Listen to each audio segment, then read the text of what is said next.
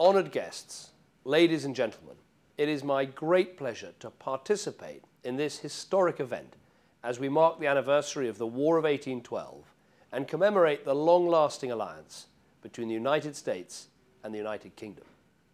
Now, it's true that our shared history had a turbulent beginning. Indeed, visiting the White House earlier this year, I was a little embarrassed to confess that 2 centuries before, my ancestors had managed to burn the place down. And today, as you sit at Fort McHenry, the site so ably defended by US soldiers against the Brits, you can't help but think of the Battle of Baltimore, the event that inspired the Star-Spangled Banner. And so in part, I suppose, you can sort of thank the British for your national anthem. Now, the war's origins may be obscure today, but what matters is that since its end, our 2 countries have been allies for almost 200 years. That relationship has strengthened constantly in depth and breadth. Generations of British and American servicemen and women have fought together, from Normandy to the Korean Peninsula to Afghanistan. There is no more tangible illustration of our 2 nations defending our values and advancing our interests than the mutual sacrifice made by our servicemen and women. But ours is not just a security alliance. It's also in business, education, research, and personal ties where you can see the strength of our bonds.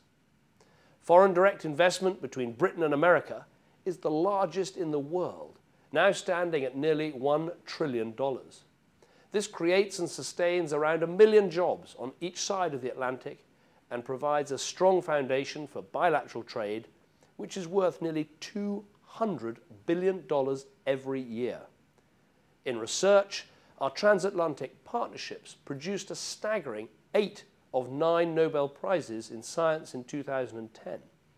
And in education, 14 of the top 15 universities in the world are either in the US or in the UK, including Maryland's own Johns Hopkins University.